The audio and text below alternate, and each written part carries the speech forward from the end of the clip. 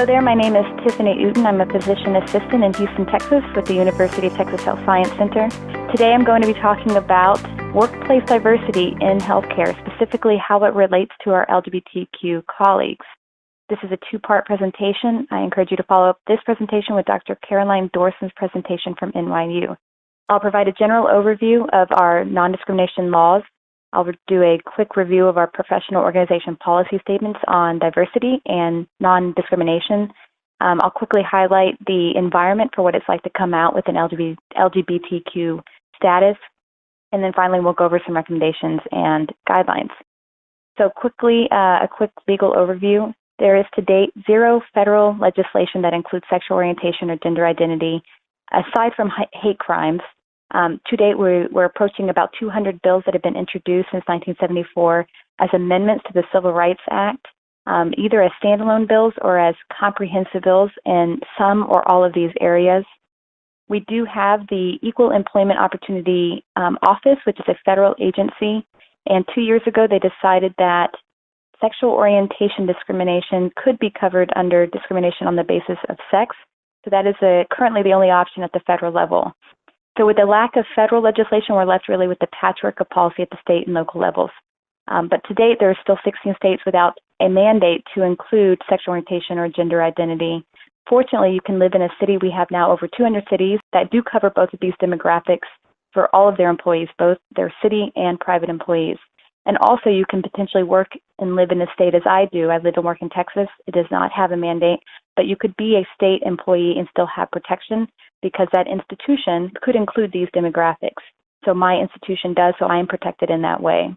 This is a U.S. map that includes or reviews the employment laws regarding orientation and gender identity.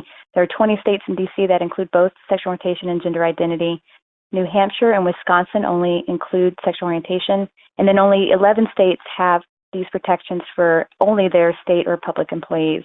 So in the last 10 to 20 years, our professional health organizations have really expanded their definitions of non-discrimination and included these demographics starting in 1993 with the American Medical Association. And then, as you can see, in 1998, the ANA really broadened their definition, stating we need to have diversity in the processes of delivery and the education and practice of nurses. And then what we're talking about today, we must employ nurses from culturally or otherwise diverse backgrounds at the national and local levels. So I think these are really powerful statements. They're a great reminder of how important our governing bodies think diversity is. And I think they're calls to action for us to be more proactive about being diverse. In the last 10 to 20 years, we haven't really had a lot of research on what health workers think about LGBT health workers. What we have had has represented more or less a negative attitude, starting with really a landmark study of nurse educators, in which 17% thought lesbianism was a disease and lesbians were molesters. 8% thought lesbians were not fit to be nurses. Over the years, this has changed. There is a more positive attitude in the few studies we have now more recently. But 2 years ago, the largest survey of LGBT workers was conducted, and half of them were not out at work, and less than half felt comfortable talking about their lives or relationships. So why is that? Especially with more positive attitude or a greater media attention and a seemingly better attitude towards LGBT people. Well, part of that was because of just conversations they heard every day at work. Half or more heard anti-LGBT jokes or comments, many hearing them from their own supervisors, and 1 in 4 workers saying that their coworkers just seemed uncomfortable around them.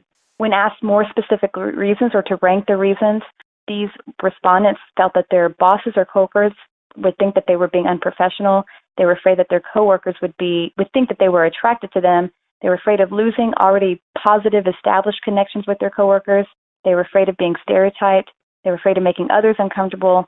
And then finally, they thought that it was simply nobody's business. But this response was statistically related to those that had actually experienced some type of harassment at work or been the brunt of an LGBT joke or actually lost their job.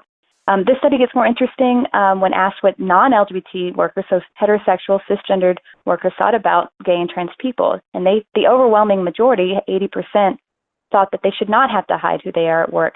But when asked more specific questions, more than 70% thought that it was unprofessional to talk about orientation and identity, and less than half felt comfortable hearing their LGBT coworkers talk about their lives. I think this is really brings up two important points. First, that how can you be out or not hiding without talking about these things? And secondly, there may be a lack of awareness of among straight or cisgendered people that, when you come to work and you talk about your kids and your wife or your boyfriend and girlfriend, that you are implicitly talking about identity, gender identity and orientation. And especially when both of these groups felt that the three most common conversations at work was first their social lives, what they did over the weekend, secondly, their children, and third, dating and relationships.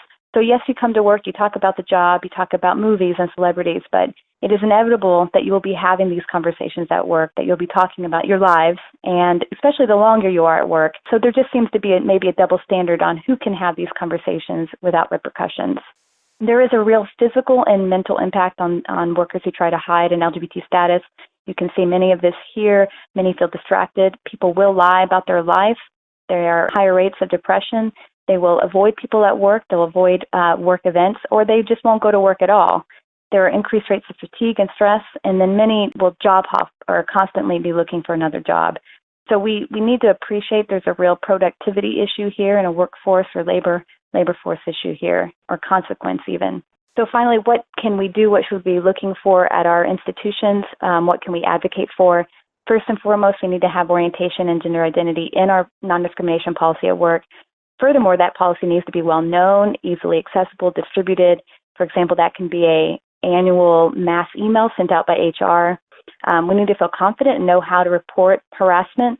The insurance companies that we use for our employees need to not discriminate on the basis of orientation or gender identity. Ideally, we have coverage for transgender workers, and that should include hormone treatment and surgical treatment. We need to have a gay-friendly resource group if our institution is large enough. And then finally, and more specifically to our trans applicants and workers, whenever we are hiring people, we need to have just a simple line of asking what their preferred name and pronoun is, maybe having a box that says MTF or FTM in addition to the M and F. Ideally, our HR department has guidelines already in place that our departments can use if somebody decides to transition at work. And then finally, if you're a worker and you suspect a new hire, a student, a colleague might be transitioning, just simply ask their preferred pronouns. So that's everything I have for you today. I appreciate your time. And again, I encourage you to follow up with Dr. Dorson's lecture and presentation. Thank you.